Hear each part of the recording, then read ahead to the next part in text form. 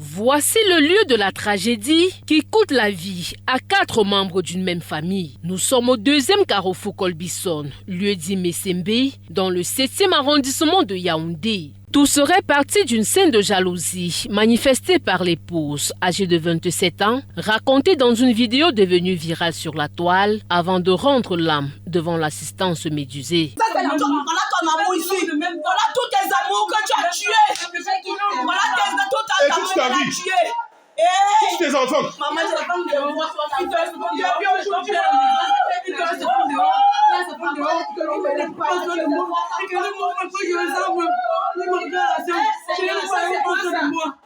La scène macabre se déroule en fin de matinée du lundi 16 février 2026 en l'absence de son mari, 36 ans, en route pour la Chine. Selon les informations recueillies sur les lieux du drame, ce sont les cris qui alertent les populations à Printemps. Certaines femmes, elles étaient 2 ou 3 qui ont commencé à pleurer. Ce sont ces pleurs qui ont même alerté tout le quartier. Quand nous sommes arrivés, il y avait déjà le monde. Puis j'ai vu le corps des 2 premiers enfants qui étaient déjà morts. Et sa fille n'était pas encore totalement morte quand je suis arrivée. Il y a une infirmière qui a demandé la poire et puis je suis allée chercher la poire. Quand je suis revenue, on a dit qu'on ne peut plus sauver l'enfant. J'étais chez ma voisine à côté là. On parlait que la mère de Bordeaux a tué tous ses 3 enfants. Elle-même, elle a aussi pris le poison pour mourir. C'est quoi ça? Qu'est-ce que tu as fait?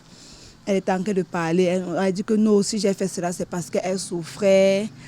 Elle souffrait, son mari lui est trompé, son mari est sorti, elle est partie. On dit que c'est la raison pour laquelle tu as fait cela. Avant qu'elle a dit oui.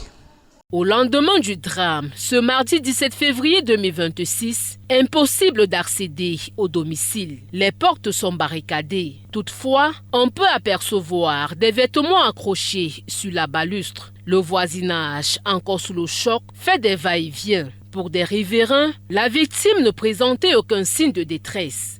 Il n'y a pas un comportement de personne agitée, agressive. Non, elle était très calme, très douce. Oui. Elle vivait dans son foyer avec son mari.